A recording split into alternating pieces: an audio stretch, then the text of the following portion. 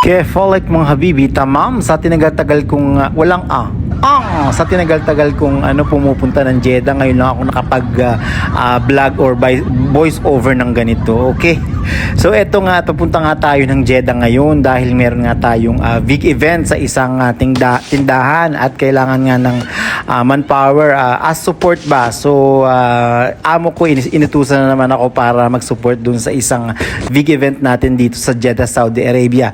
At habang nakuha ko na nga yung mga luggage ko, yung mga gamit ko, alam nyo ba kung ano yung dala ko ha? Milyon ang dala ko, milyones yung dala ko na items, worth of items, milyon ang dala ko niyan, promise. Kumbaga, mawala na ang lahat, ang mga gamit, wag lang yung item na yan, promise. Ang katumbas ng dala kong yan, ang paper bag na yan, is 2 house and lot. Kung ikukumpara mo ang presyo sa Pilipinas, maniwala kayo at sa hindi. 2 house and lot. Promise, yan ang katumbas niyan. So anyhow, at ito na nga at approaching nga tayo dito sa napakagandang aquarium na pinagmamalaki ng Jeddah, Saudi Arabia. As in talaga namang napakaganda nga. Ito yung bubungad talaga sa iyo, no? Mapa domestic or international flights, okay? Ito yung bubungad sa iyo upon arrival dito sa Jeddah, Saudi Arabia na napakalaki talagang aquarium. Malulula ka sa sobrang ganda, sa sobrang laki. Lahat na ang laki, okay? Parang ito yata yung pumapangalawa, hindi ko alam, hindi ako sure, ayoko maging judgmental, okay?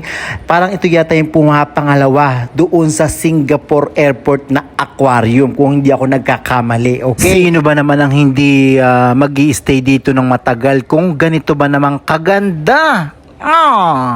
Kung ganito man naman kaganda ang makikita mo dito sa dito sa airport, no?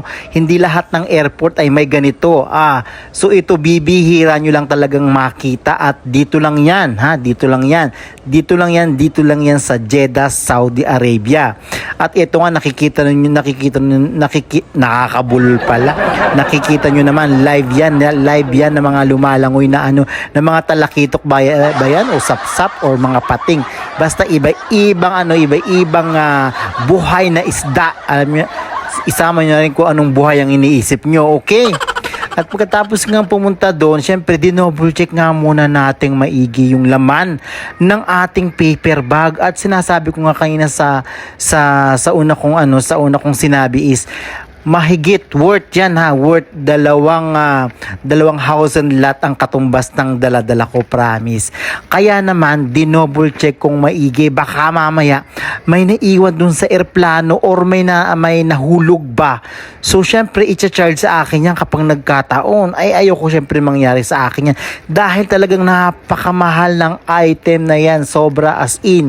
So pinagkatiwala sa akin ng amo ko yan dahil gagamitin nga yung mga dala-dala kong yan doon sa event na pupuntahan natin for today's video.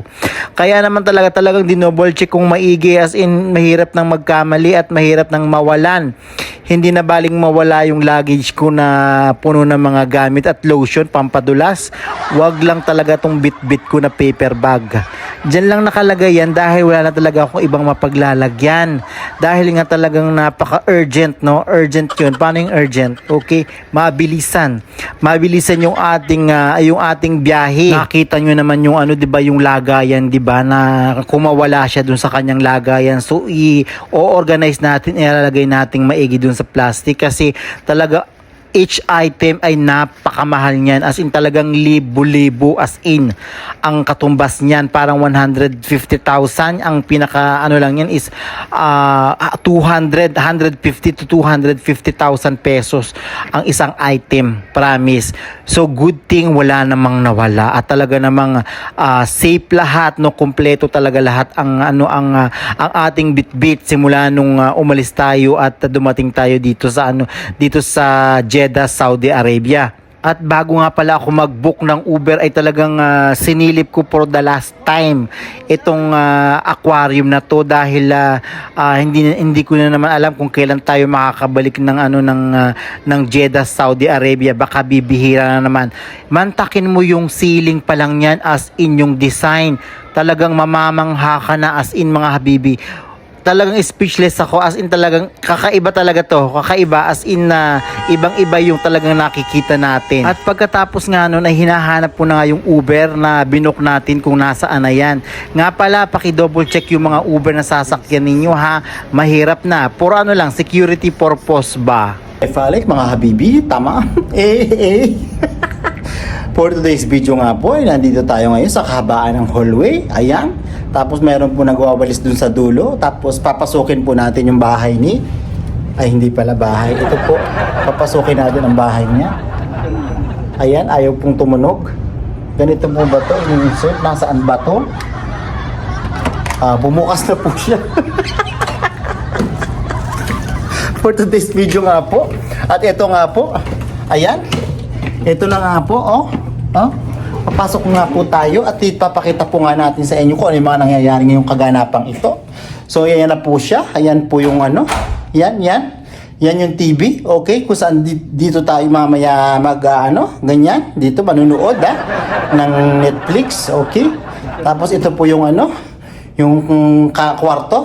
Tapos meron din po doon kung kung napapagod na kayo dito. Kung napapagod kayo dito mamaya, dito sa pwestong yan, pwedeng pumesto kayo dun sa kabilang yon. May din doon, may upuan, tapos meron din. Perfect po yun para sa akin. Tapos pagpagod na po kayo, dito naman po kayo sa kama. Okay, so bali 3 po siyang pwesto. Isa, 2, 3. Okay, tapos dito naman po sa CR. Sa CR naman po ay dito, ay maiksi po. Parang walang ilaw. Buhayin po natin, ayan. So, ayan po naman yung CR. Okay, isang pwesto rin po dito. Tapos, isang pwesto rin po dito sa paliguan. Ayan ha. So, yun po muna for today's video.